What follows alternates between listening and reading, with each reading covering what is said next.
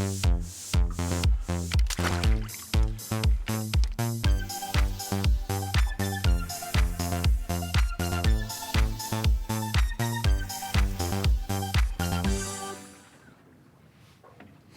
welcome to Dive with Fishy Business. A lot of the time when we go out fishing, you know, we're really basically trying to get out and catch a feed. So that's what I'm doing today on Fishy Business. I'm in the beautiful Whangarei Harbour. I've got a limited time, got a couple of hours to fish, so I can't go far. So what I'm going to do is try and scrape up a feed, or forage for a feed, shall we say. And hopefully I can get a couple of panty snapper. It's early spring, this is the time they come around. But also I'm going to try and catch a few of my little friends that turn up here occasionally, and maybe later we'll show you how to cook them up.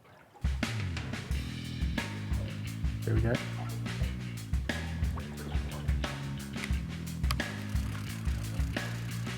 Yep, got him. Early baits. One of the things with harbour fishing is you've got to be a bit stealthy.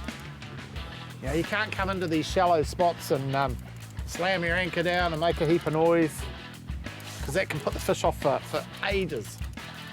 And I'm fishing in currently 4.4 metres of water, so it is pretty shallow. And you get some beautiful fish in most of the harbours in the country if you just sneak up on them. I've put down a good burley trail, and this is quite a nice harbour fish. Pretty happy with this one. Oh yes.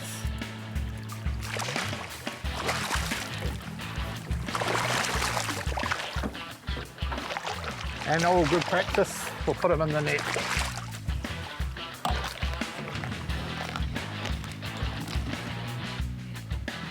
And that is the perfect way to start a morning's fishing, especially when you've only got 2 hours. A good current had built up as the tide was running, and I was not the only one trying to catch a feed. Took my bait straight away, that one, and I got him. I love it. What I'm doing is free spooling the bait back on a very light sinker, so basically stray lining, and what happens is it accelerates away, and that's when I hook the fish. And I tell you what, they're only schoolies, but they're stubborn little fighters.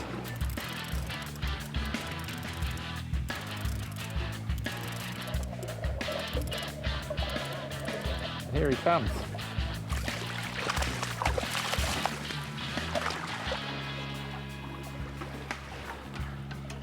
Another world legal harbour fish. Beautiful, good condition too.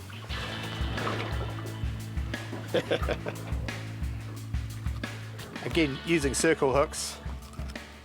Now I've caught a few, I've caught 3 or 4 fish. I'm going to flatten off my barb. I was talking to the guys at Legacy, and they said that's a good practice these days, because if we're going to start releasing fish, it makes it even easier to take the hook out. And I've got a feed, so I'm not worried about dropping the odd one if the hook does fall out. But usually barbless hooks, they hold in pretty good if you keep your line tight. So I'm using half pilchards for bait.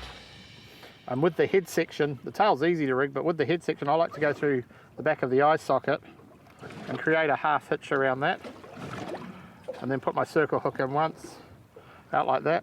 And if you see there, the half hitch pulls on that eye socket, so it's nice and firm. Barb's nicely exposed. That's a well presented bait. I switched to a light rod and reel for better bite detection, as this would offer a lot more finesse.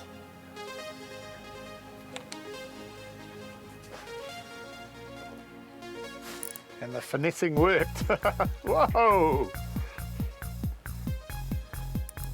Might be a slightly better one. Definitely great fun on the light gear. And that's what you got to do when you're just sort of out for a bit of fun. Scale your gear to the sort of fish you expect to catch. Yeah, occasionally you're going to get in trouble with a big one, but that's a good problem to have. But when you've only got a few hours and you want a bit of fun, this is the way to fish.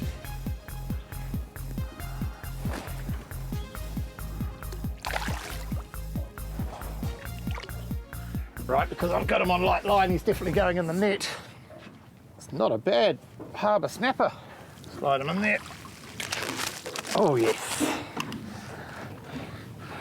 See, that circle hook's done its job right in the corner of the jaw, absolutely perfect. So when you're measuring fish, I've got a little measuring stick here, nose right up, the measuring point is right up to the V of the tail. You can see this one just on 33, so well legal. Nice little harbour fish. The bottom was flat but full of shellfish, so the burley helped keep the fish around. You may notice I tend to stick on one side of the boat when I'm fishing. And the reason for that is that the drift and the current, which way the bait's going, and it's angling away from the boat. If I was casting from the other side, it'd probably drift across the back and go diagonal, whereas I'm keeping a fairly straight line on it there. So this is the good side of the boat to fish. Don't forget that when you go out with your mates.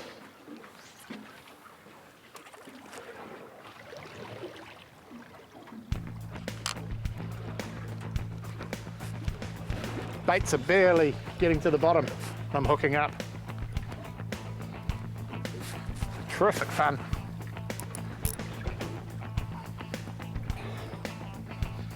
I think this one could be a little bit smaller. So we're at the stage where we've got some good fish already. So definitely time to think about conservation and let the little fellas go. Gonna wet my hands before I get them.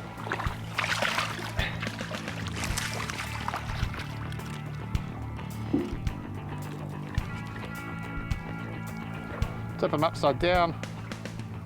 Hook out, quick release.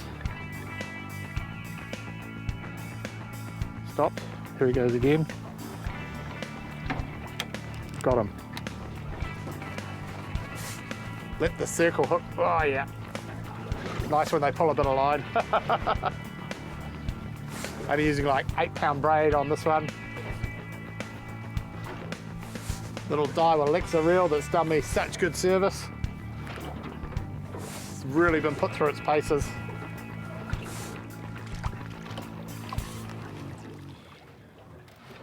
Every fish I've hooked today on the circle hook, the mustard demon, has been in the corner of the jaw. Look at that. No deep hooked fish whatsoever, even though I'm fishing with bait. That just shows you the value of those circle hooks. You can see I'm only using a little 1/4 ounce sinker too. In a little over an hour, we've caught enough snapper to feed us happily, probably for a couple of days. So what I'm going to do now is move up the harbour because the tide's slackened off. We're going to just go and get in close to some rocks and burley up and see if we can find some little friends of mine, because I want to invite them for dinner too.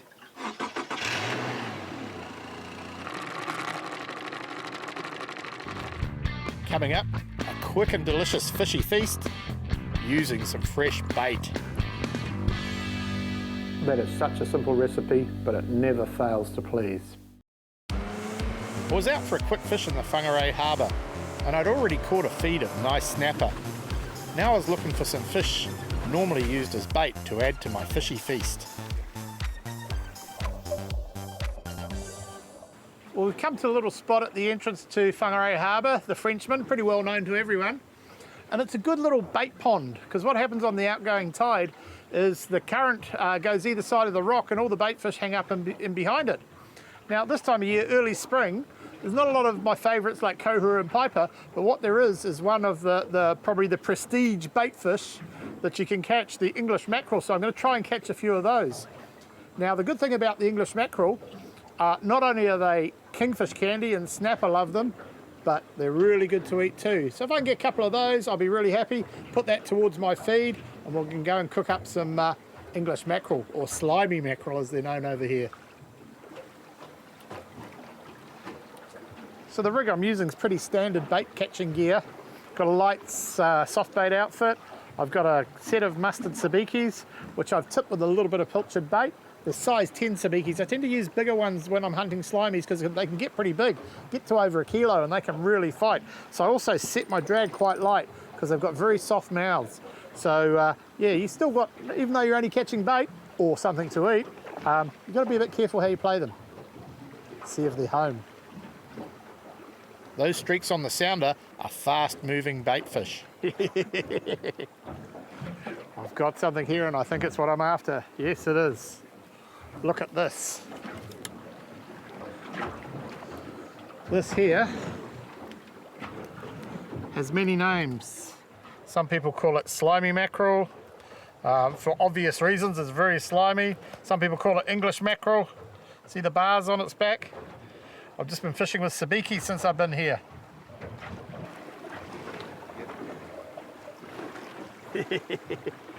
Here we go. Oh. Another one. Oops.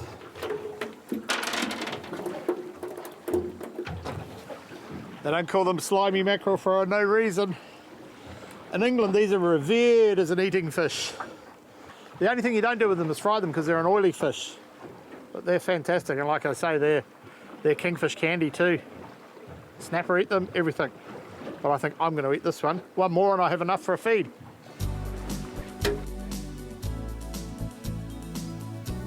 Well, it's dinner time at the Clancy household. We've had a great day's fishing. And what I've done is, there's only a couple of us here today, so I'm just making a little sample up with the fish. So what I've done is taken the mackerel and I've cooked it two ways. Well, I haven't cooked it at all, to be honest. What I did is, one, I did a raw roll your own sushi, but what I did, instead of using wasabi, I used yum yum mayonnaise and some sriracha chili paste and mixed that together with some cucumber and some spring onions and wrapped that up in sushi. So that's my roll your own sushi. Then I've also made a ceviche, which ceviche is like a marinated raw fish dish. We have it in the islands all the time. And I've marinated the fish in some red wine vinegar, some lime juice, touch of sugar, put it in the fridge. Now the secret is not to marinate it too long, otherwise it goes all mushy. And then I've mixed it up with some beautiful coriander, some fresh mint, a little bit of red onion. So there's my two dishes that I've made with those wonderful English mackerel. Now I'm going to show you a dish that is a real favourite with everyone that I show it to, and it's such a simple dish. It defies reality. It's so simple, but it's excellent. And the other thing about it is, it's a really good dish to utilise those small bits and pieces of fish that sometimes get wasted, and we don't want to waste anything when we take a fish. We want to use the whole lot. And it's affectionately known as Adam's Auckland whitebait fritter. So what I do is got the whole lot of little offcuts of snapper, and I've cut them up into whitebait sized pieces. And all we do is crack 2 eggs, depending on how many you're making, into the fish. So I put the pan on the heat while I'm going to mix my eggs and snapper together. And always remember, heat the pan up, then put the oil in, don't overheat the oil. And one of the secrets is the fish to egg ratio. You don't want too much egg, you want plenty of fish. The only additions to this, pinch of salt, squeeze of pepper, and the pepper emulates the whitebait's eyes. Another mix. Pan's hot, so we add a little bit of oil in with our first fritter. Cook on a medium heat and get a bit of colour on your fritter. And make sure it's cooked through. If you make them too thick, they will be raw in the middle. It's looking good. You need a good spatula so you can flip these things, and you wait till it's pretty much half cooked through on one side, then you flip it over. And I think I'm about ready. Give it another 30 seconds.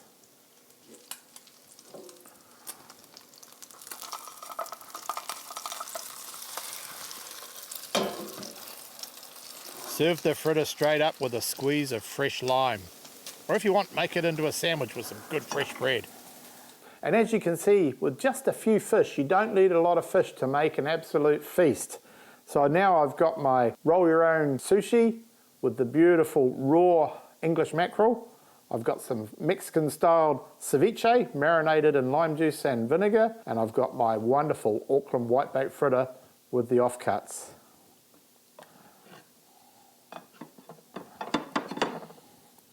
Little squeeze of lime.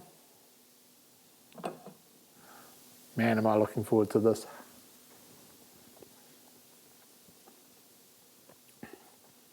That is such a simple recipe, but it never fails to please.